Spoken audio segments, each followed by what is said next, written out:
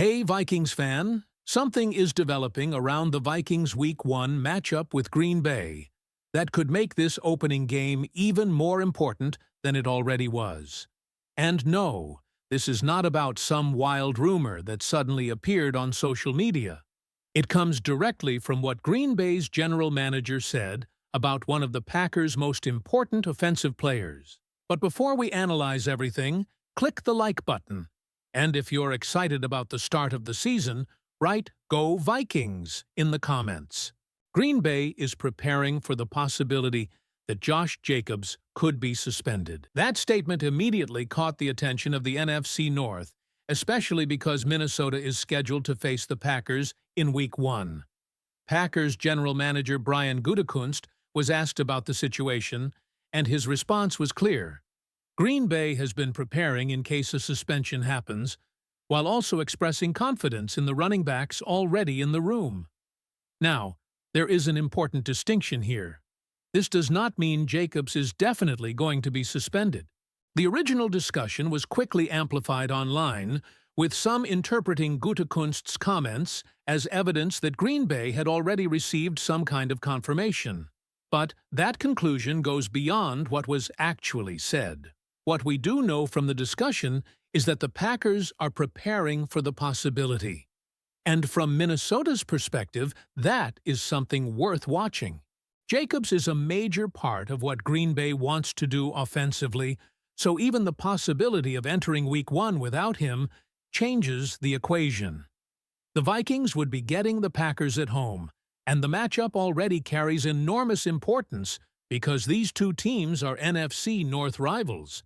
It may technically be impossible to call a Week 1 game a must-win, but this is about as close as you can get. There is another variable hanging over Green Bay as well. The discussion also brought up Micah Parsons and the possibility that he could miss significant time, with uncertainty surrounding when he will actually return. Add that to the questions surrounding Jacobs, a new defensive coordinator, and other roster concerns, and suddenly the Packers are entering the season with several moving pieces. For Minnesota, the message is simple.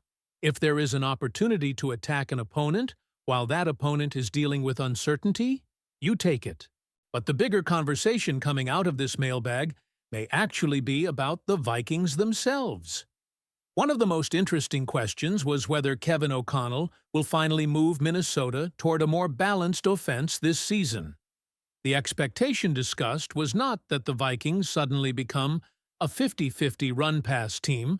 Instead, the idea is that Minnesota could increase its rushing usage by roughly 3 or 4 percentage points, while remaining primarily a passing offense. That makes sense when you look at the weapons available. Justin Jefferson and Jordan Addison remain the centerpiece of the passing game, while Jawan Jennings adds another physical presence to the receiver group. Minnesota officially added Jennings in 2026, and the Vikings described him as a receiver who brings size, physicality, and competitiveness to a room already featuring Jefferson and Addison. But the argument is that Minnesota cannot simply rely on throwing the football every week. The Vikings have invested in improving the structure around the running game. Frank Smith was brought in, a fullback was drafted, Josh Oliver remains an important blocking tight end, and Jennings gives the offense another physical blocker on the perimeter. Then there is Kyler Murray. The Vikings signed Murray in March, and his presence creates an element that can potentially make the running game more difficult to defend. The discussion compared that concept to offenses built around mobile quarterbacks, where the quarterback's ability to run can force defenses to account for an additional threat. Minnesota officially announced Murray's signing after he spent the previous portion of his career with Arizona, so the expectation is not necessarily a dramatic philosophical change. It is more about efficiency. If the Vikings can run the ball better, they do not necessarily need to run it more often just for the sake of having a balanced play sheet. A rough target of 55% pass and 45% run was suggested, with the real goal being to make those rushing opportunities more productive than they have been in previous seasons. And that leads directly into perhaps the biggest question surrounding Minnesota right now.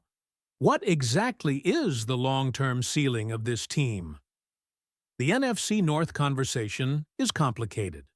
The Detroit Lions were viewed as having perhaps 2 or 3 years remaining in their current Super Bowl window. The Chicago Bears were described as a team with a potentially long window built around Caleb Williams, Colston Loveland, and head coach Ben Johnson. Those names are correctly spelled as Caleb Williams, Colston Loveland, and Ben Johnson, according to Chicago's official records. Green Bay, meanwhile, was viewed much more skeptically, particularly because of the uncertainty surrounding its roster and the potential absences discussed earlier. And then there are the Vikings. The argument presented was that Minnesota's window may not truly be open yet. That might sound harsh, especially for a team that has plenty of recognizable talent, but it comes back to the quarterback position. The biggest unanswered question is whether Minnesota eventually finds the franchise quarterback capable of turning a good roster into a legitimate Super Bowl contender. And that brings us directly to the most uncomfortable subject in this entire discussion. J.J. McCarthy. The possibility of McCarthy being traded was raised repeatedly in the mailbag, including questions about what Minnesota could potentially receive in return. There was no claim that a trade is imminent. Instead, several hypothetical possibilities were discussed, including a potential move involving Anthony Richardson or Will Levis, or perhaps a much smaller return such as a late-round draft pick. The important point is that these were hypothetical scenarios, not confirmed trade discussions. McCarthy remains a major question mark in the conversation because the Vikings' quarterback future is still being debated. The Vikings' official roster lists him as J.J. McCarthy, their quarterback wearing number 9. And if Minnesota ever did decide to move on, the question would immediately become, who replaces him?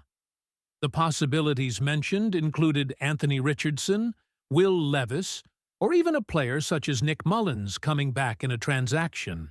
But there was also skepticism that Minnesota would actually bring in a completely new quarterback to occupy the same role. One of the more interesting possibilities discussed was a potential McCarthy for Richardson swap. Even that was presented as speculation, with no certainty that either Indianapolis or Minnesota would agree. That uncertainty is exactly what makes the quarterback situation so fascinating. Because if the Vikings move forward with McCarthy, they need to know what they have. If they move on, they need to know what comes next. And if they continue searching for their franchise quarterback, that search could become one of the defining decisions of the Kevin O'Connell era. O'Connell himself is another major part of that conversation. The criticism surrounding him has increased because of the quarterback decisions made during his tenure, but the argument presented was that he is still a good coach, has established a strong culture, and has shown legitimate ability as a pass-game coordinator. The bigger question is whether he can eventually solve the quarterback problem. And that is where the situation becomes much more interesting for Vikings fans. Because if Minnesota believes O'Connell is the right head coach, the organization has to decide how many opportunities he should receive to find the quarterback capable of taking this team to the next level. The argument here was to give O'Connell more time rather than immediately assuming that replacing him would solve everything. But there is one thing Vikings fans should be watching closely: whether the team can finally turn all of this talent into consistent quarterback play. And that is where I want to hear from you. Do you believe Kevin O'Connell deserves more time to find the franchise quarterback? Or do you think the Vikings are wasting valuable years by continuing down this path? And if J.J. McCarthy were actually traded, what would you want Minnesota to do next? Drop your take in the comments. I want to know exactly where Vikings fans stand on this one. And that brings us to the biggest question facing this Vikings team. How high can this roster actually climb if the quarterback situation remains uncertain? The expectation discussed was that Minnesota has a relatively narrow range of outcomes this season.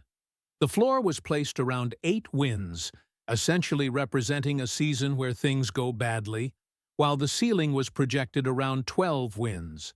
The idea was that if everything breaks right, the Vikings could finish 12-5, potentially win the NFC North and win a playoff game. But there is also a clear limit to that projection. The expectation was not that this roster is ready to reach the NFC Championship game or the Super Bowl right now.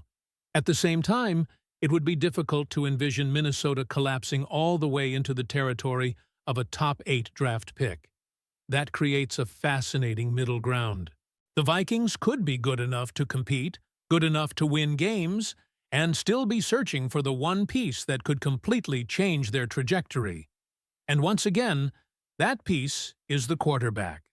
There was also an interesting projection involving the Vikings' receiving cores. Justin Jefferson was projected to have a massive season, with roughly 1,400 yards viewed as his floor and around 1,250 yards used as a reasonable projection. Jordan Addison was projected around 1,000 yards, while Jawan Jennings was projected somewhere in the 500 to 600-yard range. If those projections come anywhere close to reality, Minnesota could have one of the most dangerous groups of pass catchers in the division. And Jefferson's situation is particularly interesting because the argument was that even after dealing with inconsistent quarterback play, he has continued to produce at an elite level. When he has been healthy and received quality quarterback play, the expectation is that 1,400 yards is a realistic baseline for him. That says a lot about how much confidence there is in Jefferson. It also puts even more pressure on whoever is throwing him the football. Because Minnesota doesn't need to manufacture opportunities for Jefferson just to make him look good. The opportunity is already there. The challenge is maximizing it. Then there is Addison, who could potentially approach the 1,000-yard mark, and Jennings, whose value isn't limited to receiving production. His blocking ability was specifically highlighted as another reason he can matter to this offense. Put all of that together with the attempt to improve the rushing attack, and suddenly the Vikings have a very interesting offensive foundation. But foundation and championship contender are not necessarily the same thing. That distinction is important. The discussion also returned to whether Kevin O'Connell should continue leading the team through the next phase of the quarterback search.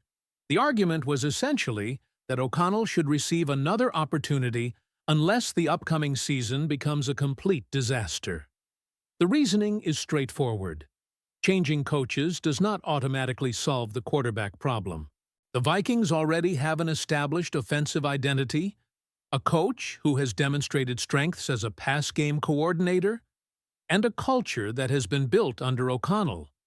The question is whether he can improve as a play caller and head coach, while finally finding the quarterback who can stabilize the position. And that is where the next few seasons could become critical. If Minnesota eventually finds that franchise quarterback, the belief is that O'Connell could remain in place for a very long time.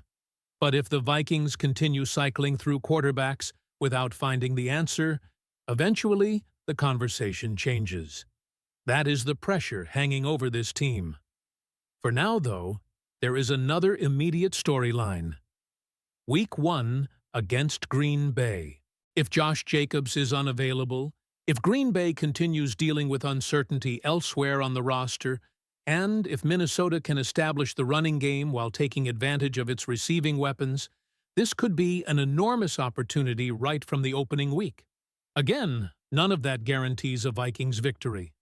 And the source material does not establish that Jacobs will actually be suspended. But the possibility alone makes the matchup worth watching. The Vikings have a chance to start the season by putting pressure on a division rival immediately, and the way they perform could tell us a lot about what this team really is. Are they an 8-win team trying to stay competitive? Are they a 10-win team capable of making noise? Or can everything come together and push them toward that 12-win ceiling? That is what makes this season so difficult to predict. The talent is there. The expectations are there. The offensive weapons are there. But the biggest unanswered question remains the same one that has followed this organization through the entire quarterback debate. Can Minnesota finally find the quarterback who takes this roster from good to truly dangerous? Now I want to hear from you, Vikings fans. What is your biggest prediction for this season? Do you believe Minnesota can reach 12 wins, or is 8 to 10 wins a more realistic expectation? And most importantly, would you keep Kevin O'Connell and continue trusting him to find the franchise quarterback? Drop your take in the comments, because I want to see what Vikings Nation thinks. And if you enjoyed this breakdown, hit that like button, subscribe to the channel for more Minnesota Vikings news and updates, and turn on notifications so you don't miss the next video. Your support helps the channel more than you know, and it also lets me know you want more Vikings coverage. SKOL!